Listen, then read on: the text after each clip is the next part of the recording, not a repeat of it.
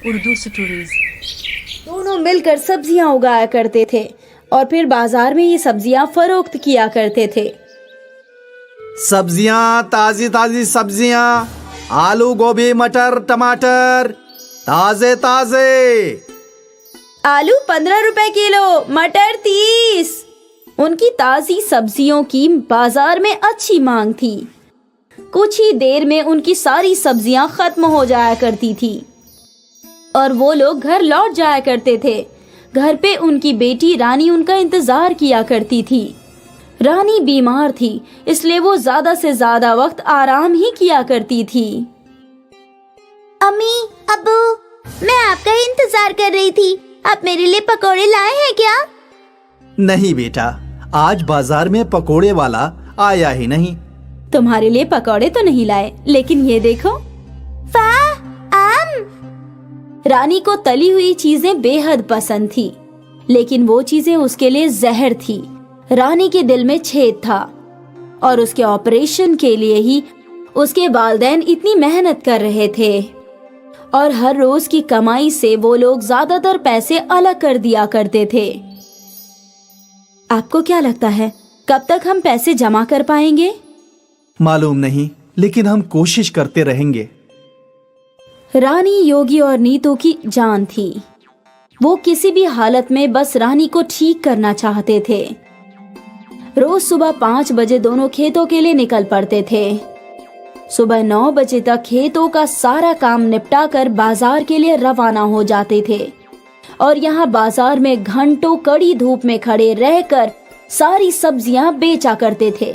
एक रोज की बात है, नीतू और योगी खेतों में काम कर रहे थे। क्या तुम आज तन्हा बाजार जा पाओगी? चली तो मैं जाऊंगी, लेकिन आप कहाँ जा रहे हैं? गर्मियां आने वाली हैं और गर्मियों में नींबू की काफी मांग होती है, इसलिए मुझे नींबू के पौधे खरीदने हैं। वैसे भी बाजार में नींबू के दाम में इजाफा हो रहा है। हाँ, जरूर जाइए। हमें कैसे भी करके जल्दी से जल्दी ऑपरेशन के लिए पैसे जमा करने हैं। हाँ।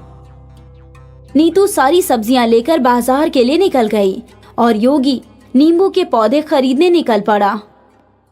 योगी एक पौधों की नर्सरी में पहुंचा। जी फरमाइए। मुझे नींबू के पौधे चाहिए। भाईजान, एक भी पौधे नहीं हैं, सारे फरोख्त हो गए। ठीक है। योगी दूसरी नर्सरी में गया। नींबू के पौधे हैं क्या? नहीं भाई, सारे खत्म हो गए। ठीक है। योगी कई और नर्सरी में गया, उसे कहीं भी नींबू के पौधे नहीं मिले। अरे अब क्या करूं? सोचा था नींबू को पौधे से नींबू उगाकर फरोख्त करूंगा तो कुछ अच्छे पैसे मिलेंगे, लेकिन मुझे तो एक भी पौधा नहीं मिला। योगी अपने सोच में चल रहा था, तभी उसका तवज्जो जंगल के बीच बने एक घर की जानिब गया। इस घर के बाहर बहुत बड़ा बगीचा था और पूरे बगीचे की हालत बेहद खराब थी। एक ज़ईफा खातून बड़ी मुश्किल से इस बगीचे की सफाई करने की कोशिश कर रही थी। योगी उस ज़ईफा खातून के पास गया। क्या हुआ अम्मा? तुम्हारा बागीचा इतना बड़ा है, लेकिन इसकी ऐसी हालत कैसे हो गई? अब क्या बताऊं बेटा, मेरे पास बड़ा बगीचा तो है, लेकिन इसकी देखभाल करने वाला कोई नहीं है। देख मेरी हालत, मैं ज़ईफा भला कैसे इतना काम तन्हा कर सकती हूँ। कोई बात नहीं अम्मा, मैं तुम्हारे बागीचे को साफ कर देता हूँ। और योगी बगीचे की सफाई में लग गया। उसने जंगल के पौधे काटे, मुरझाए हुए पौधों को निकाला और सारे पौधों की मिट्टी की अच्छे से सफाई की। सारे पौधों में पानी डाला। अम्मा, अब लग रहा है ना ये बागीचा बिल्कुल साफ सुथरा? तेरे हाथों में तो जादू है बेटा। अम्मा, मैं भी तो किसान ही हूँ, मेरी भी सब्जियों का बागीचा है। अच्छा है। ठीक है अम्मा, अब इजाजत दीजिए। अरे रुक रुक बेटा। ज़ईफा खातून अपने घर में गई और एक पोटली उसने योगी के हाथ में रख दी। ये क्या है? नींबू के बीज है। तुझे नींबू उगाने हैं ना? जा, इन्हें ले जा और अपने बगीचे में बो दे। आपको कैसे इल्म हुआ कि मुझे नींबू उगाने हैं? मुझे सब इल्म है। मैंने धूप में अपने बाल सफेद नहीं किए हैं। योगी ने वो पोटली ले ली और अपने घर की जानिब चल पड़ा। योगी घर पहुंचा तो नीतू कब्ल ही पहुंच चुकी थी। बड़ी देर लग गई आपको? और नींबू के पौधे कहाँ हैं? किसी भी नर्सरी में नींबू के पौधे नहीं मिले।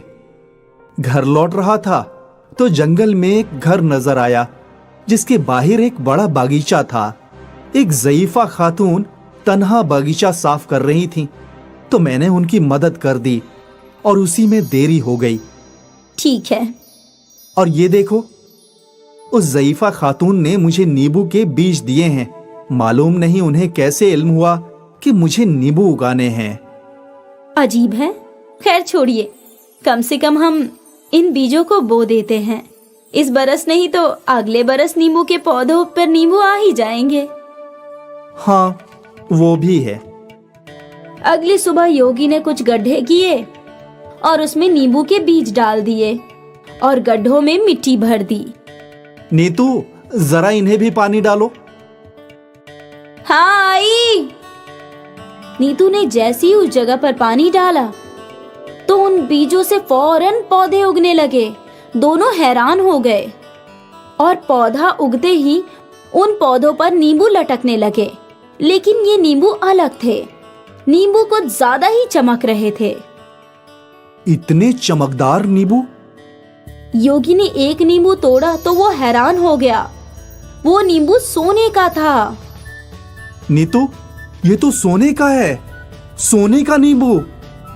सारे पौधे पर सोने के नींबू उगे हुए थे। योगी और नीतू के तो नसीब ही खुल गए। योगी ने वो सारे नींबू सोनार को फरोख्त कर दिए और उनसे उसे ढेर सारे पैसे मिले। इन पैसों से उसने अपनी रानी का इलाज करवाया। मुबारक हो, ऑपरेशन कामयाब हुआ। अब आपकी दुख्तर किसी भी आम बच्चे की तरह खेल कूद सकती है। ये सुनकर योगी और नीतू की आंखों में अश्क आ गए। योगी ने एक बड़ा बगीचा खरीद लिया और एक बड़ा घर भी। उनकी जिंदगी पूरे तरीके से बदल गई। नीतू, हमें उस ज़ईफा खातून का शुक्रिया अदा करना चाहिए। हाँ, यकीनन। योगी नीतू और रानी को लेकर जंगल गया। वो घर तो यहीं था, यकायक कहाँ चला गया? वहाँ कोई घर नहीं था। योगी की मदद किसने की इसका इल्म उसे भी नहीं था। उसने ऊपर वाले का शुक्रिया अदा किया और खुशी खुशी अपनी जिंदगी जीने लगा। रवि एक लकड़हारा था जो जंगल से लकड़ी काटकर अपना गुजारा करता था। उसके खानदान में उसकी बीवी सीता और 2 बच्चे थे, कोयल और विजय। उसके बच्चे हमेशा उसका दरवाजे पे इंतजार किया करते थे। अब्बा आ गए, अब्बा आ गए। अम्मी देखो, अब्बा आ गए। और फिर सीता रवि की मदद करती थी लकड़ियों को नीचे उतारने में। अरे बाप रे बाप, आज तो ये बहुत वजनी है। हाँ, कल ही मिस्त्री ने कहा था कि उसे मोटी और वजनी लकड़ियाँ चाहिए कुछ तबले बनाने के लिए। बोल रहा था अगर मोटी लकड़ी दे दूं तो वो मुझे 1000 रुपए देगा। 1000? हाँ, इसीलिए तो सुबह से इस लकड़ी को काट रहा था। तुम मेरे लिए चाय बनाओ, वो आता ही होगा। हाँ हाँ, आप तब तक हाथ मुंह धो लीजिए। सीता ने चूल्हे पे चाय चढ़ा दी। तभी उनके दरवाजे पे दस्तक हुई। अब्बा, मिस्त्री चाचा आए हैं। रवि फौरन वहाँ आ गया। आप ही का इंतजार कर रहा था, ये देखिए। अरे वाह, ये तो बिल्कुल सही लग रही है। बहुत मोटी है। मिस्त्री उस लकड़ी को उठाने की कोशिश करने लगा, लेकिन वो उठा ही नहीं पा रहा था। अरे भाई, तुम इतना वजन अकेले कैसे उठा कर लाए? अब तो आदत हो गई है। मुझसे तो अकेले नहीं उठेगा। तुम्हें मेरे साथ चलना होगा इसे छोड़ने। हाँ। मिस्त्री ने रवि को 1000 रुपए दिए और बस तभी सीता 2 कप चाय लेकर आई। मिस्त्री और रवि एक साथ चाय पीने लगे। मेरे पास शहर का एक बहुत बड़ा कॉन्ट्रैक्ट आया है। उन्हें खालिस कारीगरी वाला फर्नीचर चाहिए। पैसे भी अच्छे दे रहे हैं। मुझे ऐसी मोटी लकड़ी और लगेगी। ठीक है भाईजान, मैं ला दूंगा। बहुत अच्छे, फिर सीधा मेरे कारखाने में ही छोड़ देना। वैसे भी ये बहुत वजनी है। हाँ भाईजान, क्यों नहीं। चाय पीने के बाद रवि वो बड़ी सी लकड़ी उठाकर मिस्त्री के साथ चल पड़ा। मिस्त्री के कारखाने में उसने वो लकड़ी रख दी और मिस्त्री को अलविदा कहकर वापस घर लौट आया। घर लौटते ही उसकी बीवी ने खुश होकर कहा, ये तो बहुत अच्छा हुआ ना। हाँ, ये सब ऊपर वाले का करम है। रवि ने वो पैसे सीता को दे दिए। इससे बच्चों की स्कूल फीस भर देना। इन दोनों की फीस 800 रुपए है। बचे हुए पैसों से घर का थोड़ा राशन भी ले आऊंगी। ठीक है। अगले ही रोज सीता ने स्कूल की फीस भर दी और थोड़ा सामान भी खरीद लिया। हे ऊपर वाले, अपना करम ऐसे ही हम पर बनाए रखना। अगर ऐसे ही चलता रहा तो सब कुछ ठीक हो जाएगा। हमें कभी भी पैसों की फिक्र नहीं करनी पड़ेगी। अम्मी, हम लोग अमीर बन जाएंगे ना? तुम लोग बस अपनी तालीम पे तवज्जो दो। पैसों का तुम लोगों को सोचने की जरूरत नहीं है। ऊपर वाले हैं, हमें देख लेंगे। यहाँ जंगल में रवि भी बहुत खुशी खुशी मोटा पेड़ काट रहा था। इस बड़े से दरख्त के 3 बड़े टुकड़े काटूंगा। कम से कम 3000 तो मिल ही जाएंगे। पैसों का सोच सोच कर रवि खुश था। उसने एक बड़ा टुकड़ा काट लिया और फिर उसे अपने कंधे पर लाद कर वो गांव की जानिब चल पड़ा। रवि ने मिस्त्री के कारखाने में वो बड़ा टुकड़ा रख दिया और मिस्त्री ने उसे 1000 रुपए दे दिए। पैसे पाकर रवि बेहद खुश था। कुछ रोज तक ये सिलसिला चलता रहा। रवि बड़े बड़े पेड़ काट कर मिस्त्री को फरोख्त किया करता था। फिर एक रोज रवि एक बहुत ही बड़ा पेड़ काटने लगा। पेड़ कटने ही वाला था, लेकिन इस मर्तबा उससे एक गलती हुई। वो पेड़ सीधा उस पर ही गिरा। रवि की चीख सुन दूसरे लकड़हारे दौड़कर उसके पास आए। उन्होंने वो पेड़ हटाया और रवि को फौरन अस्पताल ले गए। यहाँ डॉक्टर ने रवि का इलाज शुरू किया। सीता और उसके 2 बच्चे भी अस्पताल आ गए। अब्बा ठीक तो हो जाएंगे ना अम्मी? हाँ हाँ, ऊपर वाला है ना, उन पर यकीन रखो। डॉक्टरों ने काफी वक्त तक रवि का इलाज किया। फिर वो सीता के पास आए। दरख्त के गिरने से इनकी 2 पसलियां टूट गई हैं। हे ऊपर वाले, इनका ऑपरेशन करना होगा। उसमें 20 लाख रुपए लगेंगे। इतने सारे पैसे मैं कहाँ से लाऊंगी? मेरे शौहर ही हमारे घर के हाकिम थे। फिर तो आप कुछ रोज में इन्हें घर ले जाइए, और कोई रास्ता नहीं है। पूरा खानदान आंसुओं में डूबा था। रवि कभी भी अपने पैरों पे खड़ा नहीं हो सकता था। कुछ रोज बाद रवि को घर लाया गया। अब क्या होगा? घर कैसे चलेगा? बच्चों की स्कूल की फीस कहाँ से आएगी? आप फिक्र मत कीजिए, कुछ न कुछ होगा। जिसका कोई नहीं होता उसका सहारा ऊपर वाला होता है।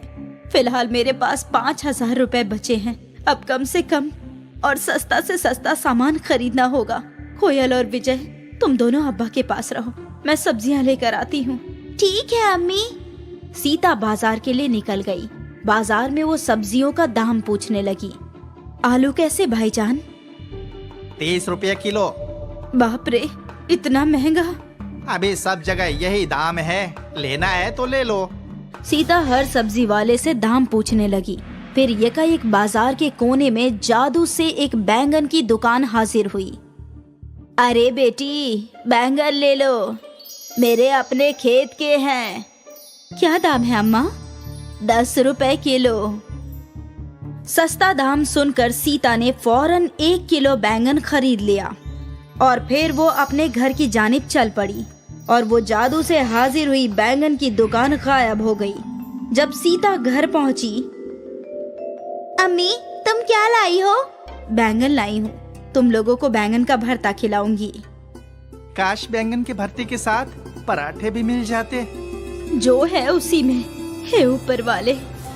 सीता विजय को डांटने ही वाली थी कि उससे पहले उन सब के सामने बैंगन का भरता और पराठे आ गए। ये कहाँ से आ गए? क्या मालूम अम्मी, अब तक तो ये यहाँ नहीं थे। लेकिन कैसे? रुको अम्मी, काश मेरे पास ढेर सारे खिलौने होते।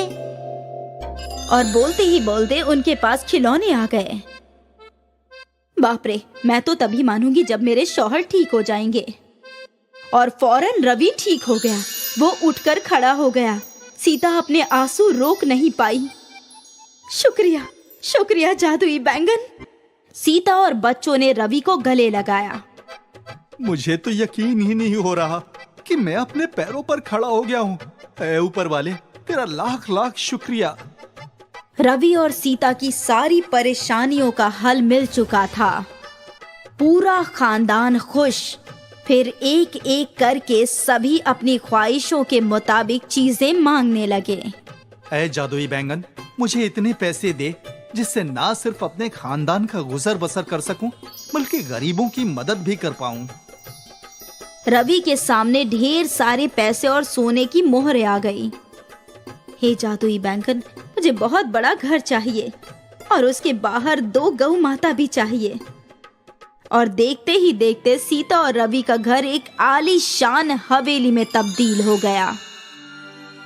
अम्मा, गौ माता की आवाज आ रही है। जब सब लोग बाहर आए तो उनके आंगन में 2 गायें थी।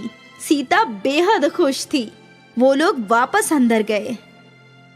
और क्या मंगवा सकते हैं हम? हमारी जरूरत की हर चीज हमें मिल चुकी है बच्चों। अगर हम और मांगते रहे तो हमारा लालच बढ़ता ही जाएगा। और लालच का कोई अंत नहीं होता है बच्चों। सीता ने वो जादुई बैंगन अलमारी में रख दिए और उस रोज से रवि और उसके खानदान ने गरीबों की मदद करना शुरू कर दिया। अब से वो बस गरीबों के लिए ही दौलत मांगते थे। उनका जादुई बैंगन एक जरिया बन गया जिससे ऊपर वाले जी गरीब बच्चों की मदद करने लगे। और वो जादुई बैंगन रवि और सीता को ही मिला, क्योंकि वो बेलौस मुफलिसों की खिदमत का मकसद रखते थे। मनोहर और मधु सब्जियों की खेती किया करते थे। उनके घर के बाहर उनका छोटा सा खेत था। इस बार तो आपने बहुत सारी अलग अलग सब्जियां लगाई हैं। हाँ मधु, इस बार मैंने पहली बार कद्दू की सब्जी लगाई है। जब सारी सब्जियां आ जाएंगी तो हमें अच्छा खासा मुनाफा होगा। हाँ, लेकिन पहले हमें इन पौधों का अच्छे से ख्याल रखना होगा। हाँ, वो तो रखेंगे ही। मैं आपोशी करती हूँ। मधु और मनोहर मिलकर अपने सब्जियों के खेतों का बहुत अच्छे से ख्याल रखते थे। ये खेत ही उनकी कमाई का जरिया था। धीरे धीरे उनके पौधों में सब्जियां लग गई। ये देखकर वो दोनों बेहद खुश थे। लेकिन एक दिन मधु ने देखा कि घर का सारा राशन खत्म होने की कगार पर है। ए जी, सारा राशन खत्म होने वाला है। आज आखिरी बार खाना बनाऊंगी। अच्छा, कोई बात नहीं। कल कुछ सब्जियां तोड़कर बाजार में फरोख्त कर दूंगा। ठीक है। उस रात जब मधु और मनोहर सो गए तो तेज बारिश शुरू हो गई। बारिश के साथ तेज आंधी भी शुरू हो गई। मौसम अपना कहर बरसा रही थी। यकायक बिजली की आवाज से मधु की नींद खुल गई। उसने बरसात की आवाज सुनी और अपने शौहर को उठाने लगी। ए जी, उठिए, उठिए, बाहर आंधी तूफान आया है। क्या? हाँ, आवाज सुनिए। जब मनोहर ने अपने घर का दरवाजा खोला, हे भगवान, इतनी तेज आंधी! मधु, सारे पौधे उखड़ चुके हैं। हे राम, आप पहले अंदर आइए। मनोहर घर के अंदर आया और उसने दरवाजा बंद कर लिया। हे राम, अब हमारा क्या होगा? घर में तो राशन भी नहीं है। अब हमें भूखा रहना होगा। हे भगवान, तूने मेरी सारी मेहनत बेकार कर दी। अब मैं क्या करूं? अब क्या होगा? रो मत मधु, कुछ न कुछ जरूर होगा, लेकिन हमें भूखे मरने की नौबत नहीं आएगी। मौसम की मार से उनके सारे पौधे खराब हो चुके होंगे। ये सोचकर वो दोनों परेशान थे। खैर, सुबह हुई और मौसम का कहर रुक गया। आंधियां बंद हो गई और बारिश भी। मधु और मनोहर अपने खेत में आए। यहाँ तो सब कुछ इतर बितर हो चुका है, सिवाय इस कद्दू के। उनकी नजरों के सामने एक बड़ा सा कद्दू चमक रहा था।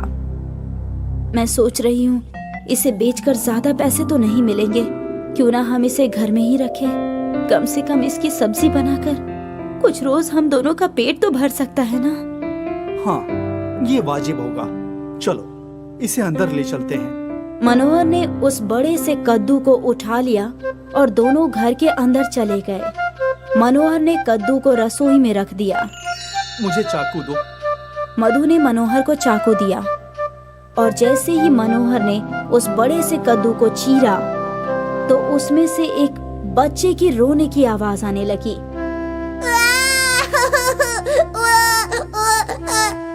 ये क्या? आप आराम से चीरिए। मनोहर ने आराम से कद्दू को चीरा तो उसके अंदर उन्हें एक छोटी सी बच्ची दिखी। हे ऊपर वाले, कद्दू में बच्ची कैसे आ गई? जरूर ये कुदरत का करिश्मा है। हाँ, लगता है इसे भूख लगी है। इसके लिए थोड़ा दूध ले आओ। घर में तो दूध भी नहीं है। मैं पड़ोस की खाला से ले आती हूँ और तब तक आप इसे संभालिए। मधु दूध लेने पड़ोसन के घर चली गई और यहाँ मनोहर बच्ची को देखने लगा। भला कद्दू के अंदर बच्ची कैसे आ गई होगी? ये कोई मामूली बच्ची नहीं होगी, जरूर ये करिश्माई है।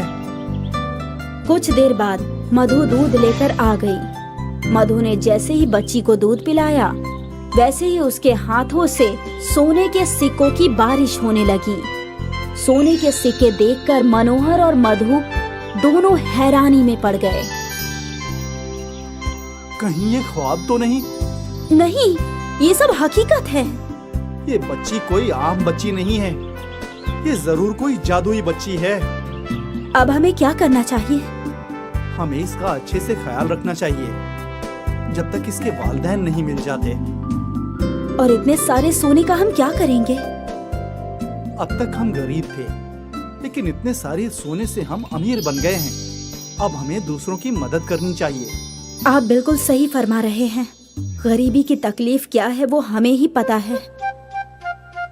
मधु और मनोहर ने बच्ची का बहुत अच्छे से ख्याल रखा। सोना बेचकर मिले हुए पैसों से दोनों ने गरीबों की मदद करना शुरू कर दिया। वो लोग रोज गरीबों में खाना बांटा करते थे। ऊपर वाला तुम्हें हमेशा बरकत दे। शुक्रिया भाईजान। शुक्रिया भाई। मधु और मनोहर लोगों की मदद करके बहुत खुश थे। एक रात की बात है, दोनों गुफ्तगू कर रहे थे और तभी उनके घर के बाहर एक चोर इनके सोने का इंतजार कर रहा था। कुछ दिनों पहले तक हमारे खाने का ठिकाना नहीं था, अब हम गरीबों को खाना खिला रहे हैं। और ये सब करिश्माई जादुई बच्ची की वजह से है। जब भी इसे दूध पिलाओ तो इसके हाथों से सोने के सिक्कों की बारिश होने लगती है। ये बात उस चोर ने सुन ली। तो ये बात है, ये छोटी बच्ची जादुई है। अगर ये बच्ची मुझे मिल जाए तो मुझे ताउम्र चोरी करने की जरूरत ही नहीं पड़ेगी। सोना चोरी करने से बेहतर है मैं इस बच्ची को ही चुरा लूं। चोर घर के बाहर ही बैठा रहा और इंतजार करने लगा कि कब मधु और मनोहर सोएंगे। और कुछ देर बाद वो लोग सो गए। यही सही मौका है इस बच्ची को चुराने का। चोर घर के अंदर घुसा और उसने पालने में सो रही बच्ची को उठा लिया। लेकिन जैसे ही उसने बच्ची को उठाया वो हैरान हो गया। ये एकाएक इसका वजन क्यों बढ़ता जा रहा है? अरे ये क्या खिलाया है इस बच्ची को? ये तो बहुत भारी लग रही है। बच्ची का वजन बढ़ता देख चोर ने उसे वापस पालने में ही रख दिया और पालने में रखते ही बच्ची जोर जोर से रोने लगी।